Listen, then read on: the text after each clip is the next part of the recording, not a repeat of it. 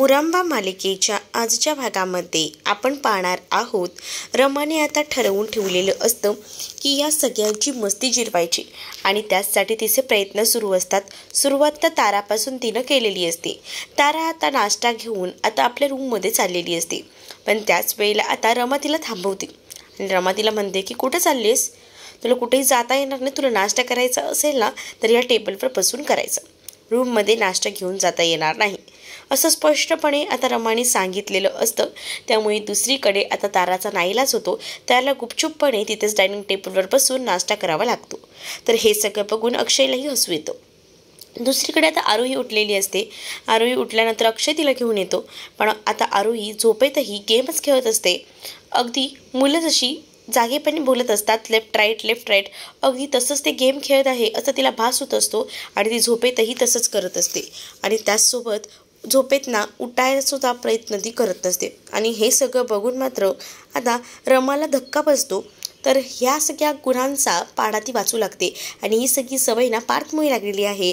पार्थही game खेळतोय आणि तसंच आता आपली आरोही गेम खेळायला लागले आणि त्यामुळेच आता आरोहीची अवस्था यामधून सुद्धा आता रमा अक्षयला आरोहीला बाहेर काढायचं असतं, पण त्यासाठी आता खूप जास्त मस्त अशी कल्पना रमाने शोधून काढलेली असते आणि म्हणूनच आता रमा जी आहे ती बघते। तर रमाने काय केलेलं असतं तर जी इरावती आहे ना त्या इरावतीनेच हे सगळं घडवून आणलेलं आहे ना, म्हणून इरावतीच्या डोळ्यांना तिने काळं लावलेलं असतं। आता इरावती अजूनही बाहेर आलेली नसते, तर इकडे मात्र आता इरावती सगळ्यांना गुड मॉर्निंग बोलायला बाहेर येते। त्याच वेळेला सगळ्यांचं लक्ष जातं तर इरावतीच्या डोळ्यांना पूर्णपणे काळं लागलेलं असतं आणि हे सगळं बघून आजी त्याचसोबत इथे असणारी आरोही घाबरते। आरोही बोलते की हे सगळं काय इतकं भयंकर। त्यावर रमा सांगते की हे सगळं ना मोबाईल जास्त यूज केल्यामुळे होतं, तुला माहिती आहे ना आरोही आपल्या इरावती आजी किती मोबाईल वापरतात आणि त्या सगळ्यामुळे त्यांच्या डोळ्यांच्या खाली असं काळं झालंय। तुला माहिती आहे का, तू सुद्धा मोबाईल असाच वापरत राहिलीस ना की तर तुझ्याही डोळ्याखाली असंच काळं पडेल, म्हणून तुला सांगते नको असं करत जाऊ, स्वतःची काळजी घ्यायची, नाही तर तुझे डोळे असे होतील। त्यावर लगेच आरोही म्हणते नाही बाबा, आजच्या नंतर ना मी नाही खेळणार असं देखील तिनं आता स्पष्टच सांगितलेलं असतं। जेव्हा आता हे सगळं ती स्पष्ट सांगते ना तेव्हा मात्र आता इरावतीचा प्लॅन फ्लॉप झालेला असतो। आरोही आता जाऊन सांगू लागते आणि म्हणते की नाही बाबा, मी तर हे सगळं काही करणारच नाहीये, उगाचच गेम खेळायचा नाही, पूर्णपणे वाट लागते बघ ना, इरावती आजींची किती वाट लागली असं देखील ती आता पार्थला सांगते आणि तू पण ना हा मोबाईल जरा कमी वापर असं तिने म्हटल्याबरोबर इकडे मात्र आता रमालाही हसू येतं। रमाही आता अक्षयकडे पाहून हसत असते। तर दुसरीकडे मात्र आता इरावतीच्या डोळ्याला जे काही झालेलं असतं त्यामुळे आता इरावती मात्र खूपच जास्त टेन्शनमध्ये असते, कारण तिच्या डोळ्याच्या खाली जे काही काळं लावलेलं असतं ना ते जरी काजळाने लावलेलं असलं तरी सुद्धा ते काळं काही निघत नसतं आणि त्यामुळेच आता खूपच जास्त भीती जी आहे ती आता तिला वाटू लागलेली असते। तर दुसरीकडे मात्र आता आरोहीला रमा सांगत असते की बघितलंस या सगळ्या गोष्टी अशा पद्धतीने होतात आणि म्हणून मी तुला सांगते ना आपण मोबाईल कमी वापरायचा, तर तुझी अवस्था सुद्धा ना आजीसारखीच होऊन बसेल असं देखील आता रमा बोलत असते। दुसरीकडे अक्षय जो आहे तो बेडरूममध्ये उभं राहून आता आपले कपडे जे आहेत ते इस्त्री करत असतो, पण त्याच वेळेला ना तो गाणंही गुणगुणत असतो। तर हे सगळं बघायला तेवढ्यातच नेमकी आता तिकडे पार्वती आजी गेलेली असते आणि पार्वती आजीला समजून जातं इतके वर्ष झालं अक्षयचं हे सगळं काही हरवून गेलं होतं आणि आता रमा आली आहे ना तेव्हापासून अक्षय हे सगळं करायला लागलाय आणि त्यामुळेच आता रमाला काही झालं तरी हे घर सोडून जायला देऊ नकोस, कारण रमा म्हणून ह्या घराला खूप जास्त चैतन्यही आलेलं आहे आणि जर आता रमा गेली ना हे घर पहिल्यासारखं तसंच होईल, मुलांवर सुद्धा लक्ष ठेवायला कोणीही नसतं आणि म्हणून मला असं वाटतं ना की आपल्या घरासाठी रमाच योग्य आहे आणि ही गोष्ट जी आहे ती अक्षयला सुद्धा पटलेली असते। अक्षय या सगळ्याला होकार देत असतो। तर दुसरीकडे मात्र इरावती आपल्या डोळ्याला काळं लागलं आहे काजळ ते काढायचा प्रयत्न करत असते, पण तिच्या डोळ्याचं काजळ जे आहे ते काही केल्या निघत नसतं। मालविका सुद्धा म्हणत असते की बापरे, एवढं सगळं झालंय आणि मला मुळात सांगा तुम्हाला लावताना जराही जाग आली नाही का, एवढी कोणत्या झोपेत झोपला होतात असं देखील मालविका म्हणत असते। आणि तेवढ्यातच रमा तिथे येते आणि रमा तिथे आल्यानंतर आता मालविकाची चांगलीच मस्ती जिरवते। म्हणजे काय तर मालविकाला म्हणत असते काय आता कसं वाटतंय, म्हणजे तुम्ही जर स्वतः जर काही एक प्लॅन करत असाल ना आणि तुम्हाला काय वाटतं त्या प्लॅनमध्ये तुम्ही मला अडकवायला बघाल का? पण एक गोष्ट लक्षात ठेवा, ही पूर्वीची रमा राहिलेली नाही आहे की सगळं काही सहन करेल. त्याच वेळेला आता इरावती जागेवरनं उठते आणि रमाला तोंड आवळू लागते. रमाला म्हणत असते की तुला काय वाटते, तू जे काही बोलतेस ते असंच सहन करेन का मी? आणि तुला तर चांगलंच माहिती आहे ना की माझं काय आहे ते. म्हणजेच मला पूर्णपणे माहिती आहे काय गोष्टी आहेत आणि कशा आहेत त्या, आणि त्यामुळेच मला प्रत्येक गोष्टीची या सगळ्याची सवय झालेली आहे. त्यामुळे मला या सगळ्या गोष्टी जेव्हा तू सांगतेस ना तेव्हा मात्र आता रागच येतो. पण दुसरीकडे मात्र आता रमा जी आहे ती मात्र खूपच जास्त ऐकूनही घेत नाही. ती म्हणत असते की जास्त आवाज माझ्यासमोर करायचा नाही. आणि त्याच वेळेला आता इरावतीचा हात घेऊन तिने मुरघळलेला असतो. जेव्हा आता ती इरावतीचा हात घेऊन मुरगळते ना तेव्हा मात्र आता इरावतीला खूपच जास्त वेदना होऊ लागतात. आणि जेव्हा इरावतीला या सगळ्या वेदना होत असतात ना तेव्हा इरावतीला रमा म्हणत असते की माझ्याशी जर वाईट वागण्याचा प्रयत्नही केलात ना तर लक्षात ठेवा तुमची माझ्याशी गाठ आहे. तुमची अशी अवस्था करून ठेवेन ना, तुम्हाला काय वाटलं तुमची पहिल्याची रमा आहे का? तर ती रमा कधीच या सगळ्यातून गेलेली आहे. आता ही जी रमा आहे ना त्यात बदल झालाय.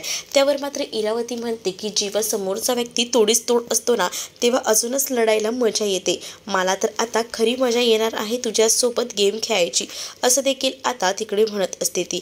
त्यावर आता रमाही म्हणते की बघूया ना कोण कोणाला घराबाहेर काढतं ते. कारण घराबाहेर काढण्याचंच आता इरावतीने चॅलेंज घेतलेलं असतं आणि त्यामुळेच आता तिचे प्रयत्न मात्र खूपच जास्त आता सुरू असतात. तर दुसरीकडे मात्र आता पाहायला मिळतं रमाने सुद्धा तिला ओपन चॅलेंज केलेलं असतं आणि मला घराबाहेर काढूनच दाखवा असं देखील म्हटलेलं असतं.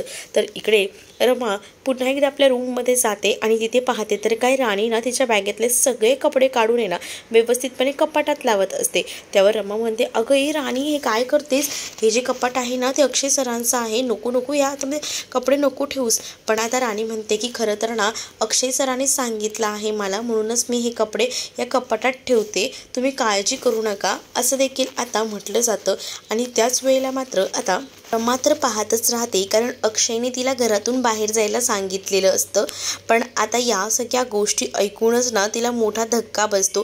ती कपाटाकडेच असते तेवढ्यातच आहे ना तिथे आता अक्षय आलेला असतो आणि अक्षयने आता एक मडकं आणलेलं असतं आणि तो याबद्दल सांगत असतो राणीला की रमा मॅडमना फ्रीजचं पाणी चालत नाही, त्यांच्यासाठी या मडक्यामध्ये पाणी भरून ठेव.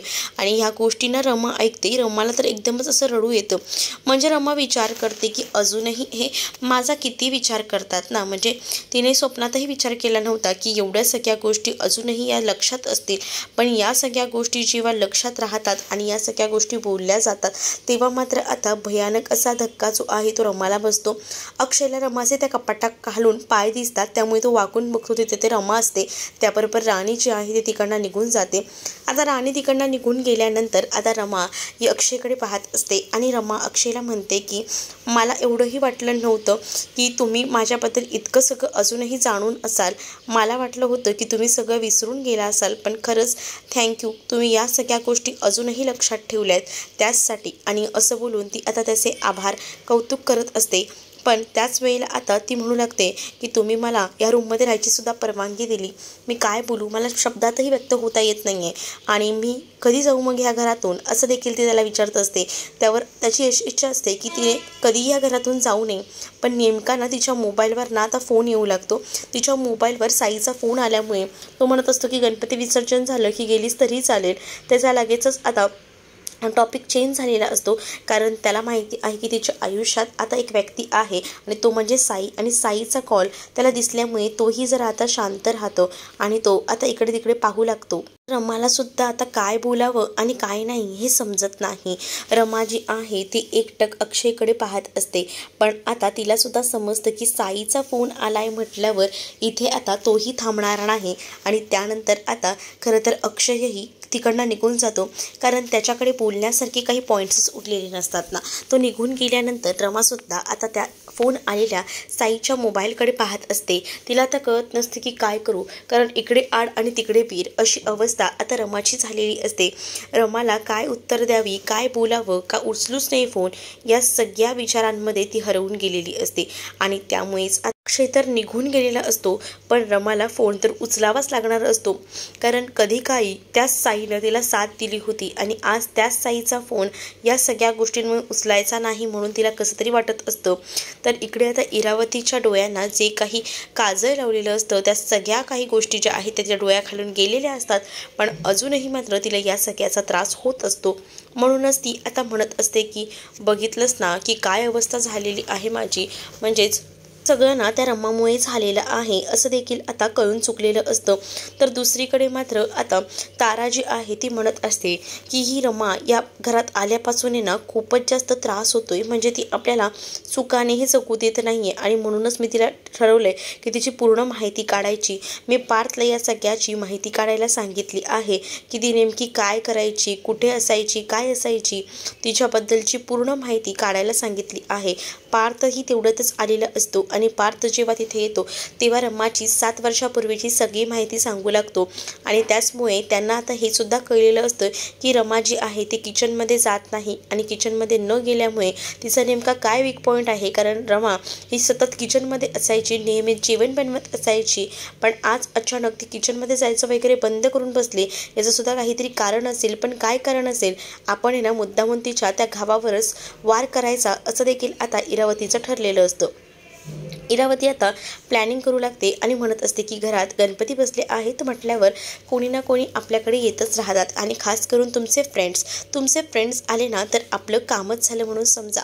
म्हणजे कसं, आता बघा गणपती आहेत तर मुद्दामून आहे ना आरोहीला सांगायचं की तुझ्या फ्रेंड्सना सुद्धा गणपतीला बोलव आणि मग त्यांना जेवायलाच इन्व्हिटेशन द्यायचं, पार्टी वगैरे करायची असं सांगायचं.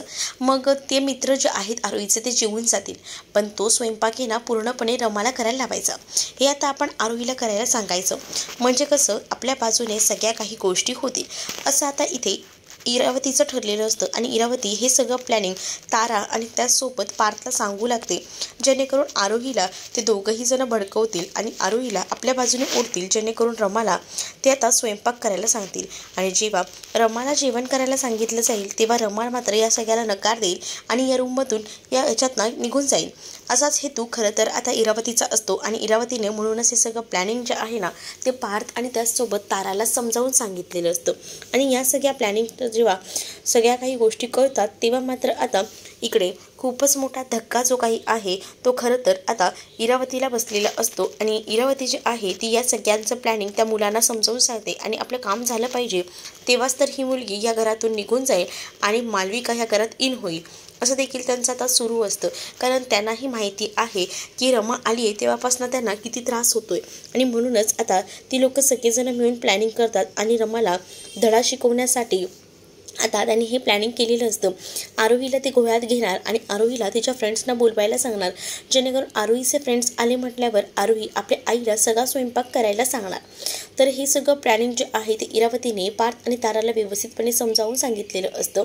त्यामुळे आता ते दोघंही जण जे असतात ते सुद्धा हे सगळं करण्यासाठी तयार होतात आणि लगेचच आपल्या कामाला लागतात. दुसरीकडे मात्र आता व्लॉगिंग बनवायचं काम तारा करत असते.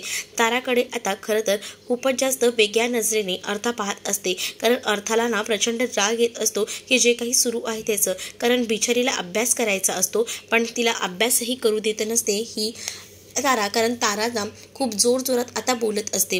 ताराला बोलताना सुद्धा भान नसतं की ती केवढ्या जोरात बोलते आणि बिचारी अर्थाला तिथे अभ्यास करत बसलेली असते.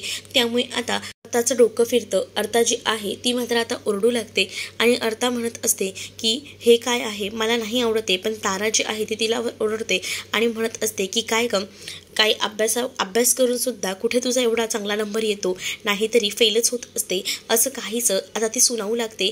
त्यावर मात्र आता पार्वती आजी ताराला तोंड बंद करायला सांगते आणि उगाच ना काही पण बोलून आपल्या अर्थाला त्रास देऊ नको असं बोलून आता तिला चांगलाच धडा शिकवत असते. तर दुसरीकडे मात्र आता पाहायला मिळतं की इथे आता आरोही आलेली असते आणि आरोही तिथे येऊन सांगू लागते की माझे फ्रेंड्स येणार आहेत आणि माझे फ्रेंड्स येणार आहेत म्हटल्यावर इथे मात्र आता ती खूपच जास्त खुश असते.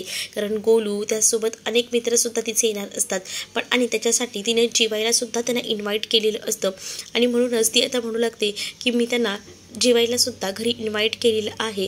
त्यामुळे मला माहिती आहे की ते आल्यानंतर त्यांना जेवण बनवून द्यायचं काम तर माझी आईच करणार आहे, कारण माझ्या आईलासुद्धा जेवण बनवता येतच असेल ना. आणि ती आरोही जी आहे ती मात्र या सगळ्याबद्दल ना पार्वती आजीला विचारते. तर पार्वती आजीसुद्धा आता सांगू लागते की हो, तुझी आई तर बापरे, तुझ्या आई तर सुगरण आहे, सुगरण. तिला तर सगळंच काही करता येतं. तू तर बघतच बस, तुझ्या आईला काय काय गोष्टी येतात, त्या सगळ्या गोष्टी ती एकदम व्यवस्थित मॅनेज करत असते. त्यामुळे आता तुलासुद्धा खूप छान असं 5 स्टार हॉटेलसारखं ती जेवण बनवून देईल बघ, असं देखील आता तिनं म्हटलेलं असतं. आणि पार्वती आजी जेव्हा रमाचं कौतुक करून एवढ्या सगळ्या गोष्टी ज्या आहेत त्या आता जेव्हा आरोहीला सांगते ना, तेव्हा आरोहीलासुद्धा खूपच जास्त आनंद होतो. आरोही ही विचार करते की बापरे, म्हणजे माझी आई खरंच माझ्यासाठी ह्या सगळ्या गोष्टी करू शकेल का. तेवढ्यातच तिथे ना आता रमा आलेली असते आणि रमाला तिथे आलेलं बघून रमा जी आहे ती आता विचारत असते की काय झालं आहे आरोही. तर आरोही म्हणते की मम्मा, माझे ना फ्रेंड्स येणार आहेत, म्हणजे गोलू, त्यासोबत बाकी इतरही. गोलूला ना पावभाजी खूप आवडते, तर तू माझ्या गोलूसाठी तेवढी पावभाजी करशील का. म्हणजे कसं, आपण आहे ना प्रत्येकाच्या आवडीचं वेगवेगळं बनवूया, म्हणजे माझ्या फ्रेंड्सना सुद्धा सांगता येईल ना.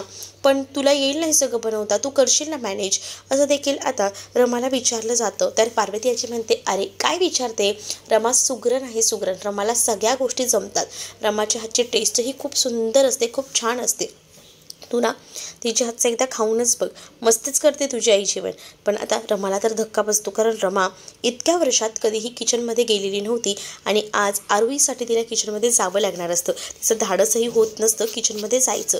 इकडे मात्र आता आरोही खूप जास्त मागे लागलेली असते. म्हणजेच आरोही जी आहे ती आता म्हणत असते की चला, तुला काही झालं तरीसुद्धा आता किचनमध्ये जायचं आहे तर, असा रमा स्वतःच आता विचार करत असते. कारण आरोहीने तिला तसं करण्यासाठी भाग पाडलेलं असतं. आणि जेव्हा या सगळ्या गोष्टी घडत असतात ना, तेव्हा मात्र आता खूप मोठा धक्का जो काही आहे तो आता बसलेला असतो तो रमाला. तर इकडे आता आरोही जी आहे ती आपले फ्रेंड्स येणार आहेत याबद्दल अक्षयला सांगत असते आणि अक्षयलासुद्धा हे ऐकून जबरदस्त असा धक्का बसतो. अक्षय म्हणतो आरोहीला की ठीक आहे, तुझे फ्रेंड्स येणार आहेत ना, तर मी बाहेरूनच खायचं सगळं घेऊन येतो. पण आरोही म्हणते की नको बाबा, नको बाहेरून घेऊन येऊस, कारण आहे ना आज ना माझ्या फ्रेंड्ससाठी ना सगळा स्वयंपाक आहे ना आई करणार आहे. आणि हे ऐकल्यानंतर आता अक्षयलासुद्धा धक्काच बसतो. तर दुसरीकडे मात्र आता अक्षयला तर कळून गेलेलं असतं की रमा आपल्या साठी स्वयंपाक करणार आहे आणि त्यालासुद्धा कळून चुकलेलं असतं की रमा त्या किचनमध्ये जात नाही आहे. मग तिचासुद्धा काहीतरी वीक पॉईंट असेल, म्हणूनच ती किचनमध्ये जात नाही आहे. या सगळ्या गोष्टीसुद्धा लक्षात घ्यायला हव्यात. आणि म्हणूनच तर तिने आता ठरवलेलं असतं की नाही, आपण या सगळ्याबद्दल एकदा पार्वती आजींशी बोलायचं. ती आता पार्वती आजींकडे गेलेली असते आणि पार्वती आजींना घडलेला सगळा प्रसंग सांगते आणि म्हणू लागते की सॉरी पण पार्वती आजी, गेल्या 7 वर्षात मी किचनमध्ये जायचंसुद्धा बंद केले. किचनमध्ये गेली की सतत त्याच सगळ्या जुन्या गोष्टी आठवत राहतात आणि म्हणूनच मग मी किचनमध्ये जायचं बंद केलं आहे, असं देखील रमा आता जी आहे ती पार्वती आजीला सांगू लागते. आणि पार्वती आजीलासुद्धा ह्या सगळ्या गोष्टी ऐकून धक्काच बसतो. तर दुसरीकडे आता रमाच्या फोनवर मेसेज आलेला असतो आणि अक्षयने तो मेसेज केलेला असतो. अक्षयला पूर्णपणे रमावर कॉन्फिडन्स असतो आणि त्याने म्हणूनच सांगितलेलं असतं की मला माहिती आहे की तू स्वयंपाकघरात जात नाहीस, पण आपल्या मुलीसाठी, आपल्या लेकीसाठी तू हे नक्कीच करशील आणि आपल्या मुलीलाही खुश करशील, कारण तिच्या चेहऱ्यावरचा आनंद मला माहिती होता किती चांगला होता तो. आणि तिला आपल्या आईबद्दल खूप काही वाटतं आणि तू तिला आपल्या आईबद्दल जे काही वाटतं ते तरी तू लक्षात ठेवशील ना. तर आता रमाही विचार करते की नाही, जर आरोही माझ्याबद्दल इतका विचार करते तर आरोहीलासुद्धा मी काहीतरी छान असं वेगळं काहीतरी करायला हवं. आणि त्याचसाठी तिनं आता ठरवलेलं असतं की आपण जे आहे ती आरोहीसाठी किचनमध्ये जायचं. मग दुसरीकडे मात्र आता ह्या गोष्टी इरावतीला कळतात. तर इरावती म्हणते की हिचं कोणतंही जीवन जे आहे ते चांगलं व्हायला नको, हिच्या जीवनाची वाट लावायची, असं देखील आता ठरलेलं असतं. पण इरावती आणि मालविका मिळून रमाची वाट लावण्यात यशस्वी ठरतील का, की रमाच त्यांची वाट लावून टाकेल, हे पाहणं तितकंच इंटरेस्टिंग आहे. तुम्ही जर आपल्या चॅनलवर नवीन असाल तर आपल्या चॅनलला सबस्क्राईब नक्कीच करा. चला तर मग भेटूया पुढच्या भागामध्ये. तोपर्यंत टाटा, बाय.